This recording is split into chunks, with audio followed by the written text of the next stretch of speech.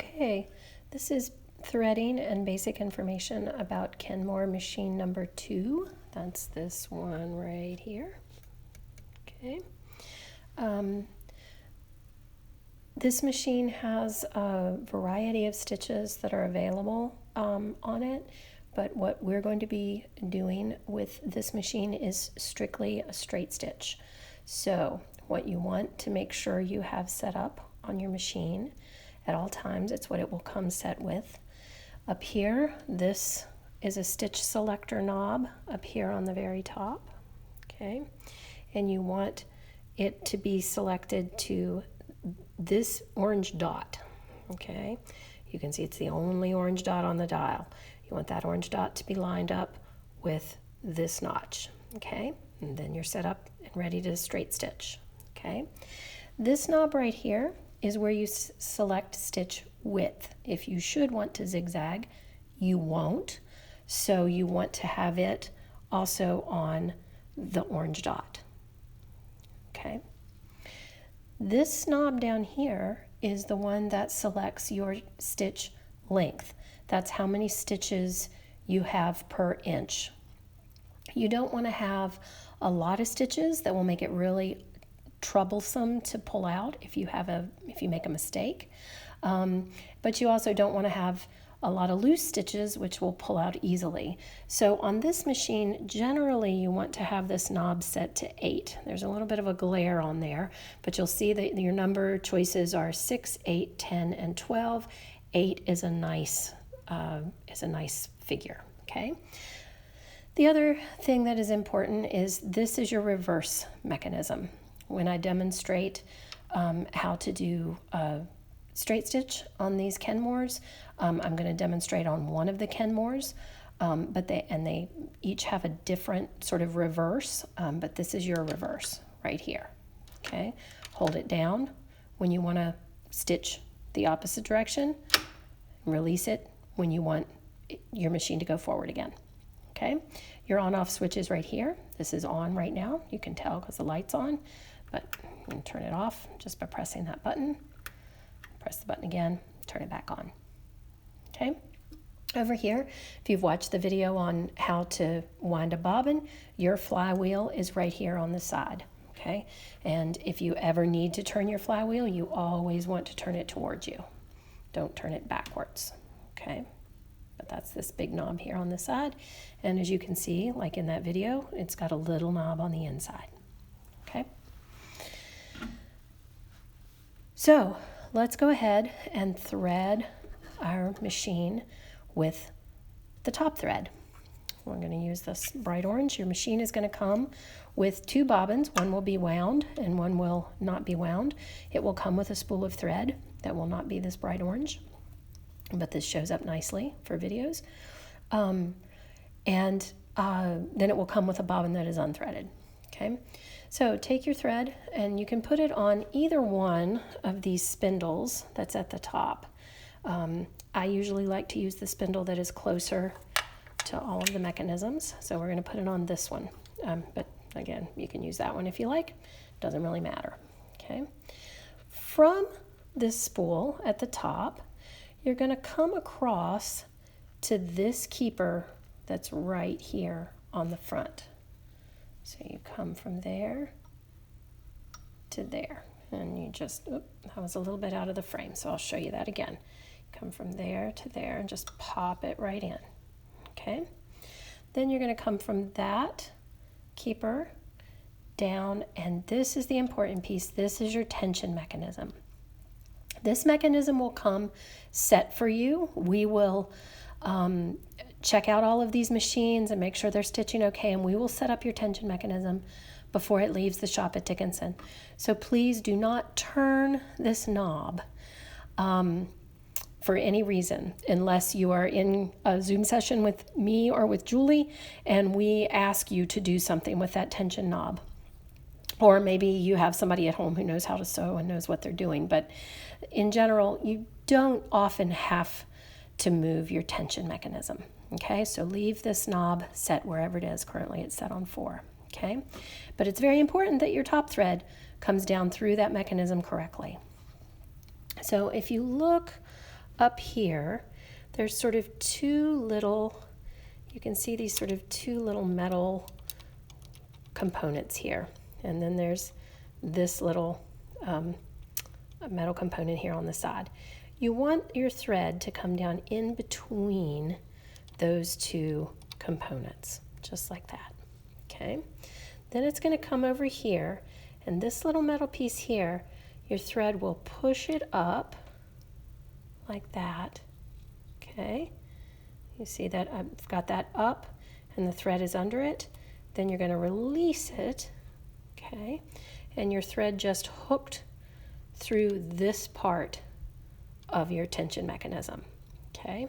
So what happens is, if you look at it from the front, your thread comes down, goes around through the disc, it comes up, it's hooked underneath here, and then comes down underneath that part of your mechanism, okay? The next thing that happens is it comes up through this keeper right here, okay? And you can do that by sliding that just through like that, and it'll hook in, okay? Then you're going to come through this little arm that goes up and down here. I'm going to bring it all the way up to the top there so you can see it, okay? And then your thread just goes through that hole up there. Oops. It does not, however, want to be through that, so we're gonna, well, there you go, okay? Now, it goes from this, it comes down from that top arm, it goes through this front keeper, okay? And it comes down, there's another keeper right here. It can be to the left or the right, doesn't really matter which side. I'm gonna put it to the left there. Okay, then down here, you can see you've got these two little metal keepers right sort of at the top of your needle there. One there and one there, okay? You're gonna take that thread and you're gonna go through one of those keepers, just like that, okay? Then you're gonna put your thread through your needle. Again, I'm gonna pull the flywheel toward me, get that needle up nice and high. Machines always thread the direction in which the bobbin goes in. So this bobbin, you're going to see in a minute, it loads from front to back. So your thread will go through your needle from front to back, okay?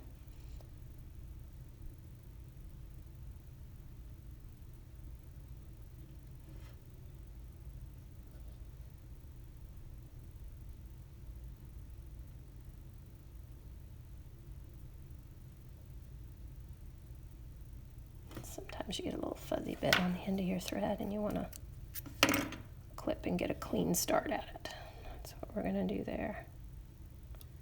There we go. Okay, so it goes through the needle like that. All right, and so your top thread is done. It goes through here to here, down through your mechanism with this little tricksy thing that happens here on the side where it goes up, through, and then down. Then it comes up, and then down through this keeper, through this keeper, through that keeper, and then through your needle. Okay. Machine number 2 has a, like I said, it has a front-loaded bobbin. To get to it, you have this little secret compartment here. You just pop that up, take that off, and then you can look in here and you can see your bobbin casing. Okay. I don't know if I can get you. It's a little dark down in that hole, okay? If you look, there's a little release tab on the side. You want to pull that tab, grab it, and then you can just pull that bobbin casing out of there, okay? Just like that. All right. Take your bobbin, and as your bobbin is looking at you, you want the thread spooling off to the right. Take your bobbin casing and pop your bobbin into it. Okay, up here at the top, you can see there's a little notch. Okay, Take it through there, then slide it underneath so that it's coming out through that little hole on the side. Okay, then you want to reinsert your bobbin casing, okay, back into that hole. It's really difficult at this angle, even if I lift this little thing up here to see, but there's a little notch at the top of there that corresponds with this little arm. So you want to get your bobbin casing in. Okay, if you can see it in there, and it turns a little, okay, so that it lines up with that notch. And you should be able to feel when it does that because it's going to click into place, just like that. You heard that little click? Okay, and now when I'm moving it with my thumb, it doesn't wiggle. Well, it wiggles a little bit, but it doesn't move. It's not free anymore unless I lift up on this arm again. Okay, so that tells me that that's seated in there correctly. Hold on to your top thread. I'm going to hold on to that with my left hand. I'm going to take my flywheel again over here to the side. Okay, and I'm going to turn that toward me. Okay, which means I'm going to pull it this direction, which is going to make your needle go down in. Okay, and your thread from the top will go down, and then you'll just pull, and you see that thread from the bottom came to the top. Pull it up. Both your threads are on the top, and you are ready to go. Take your cover, pop it back on. I just put these little lips under there, and then pops down like that. And you're ready to sew. Great.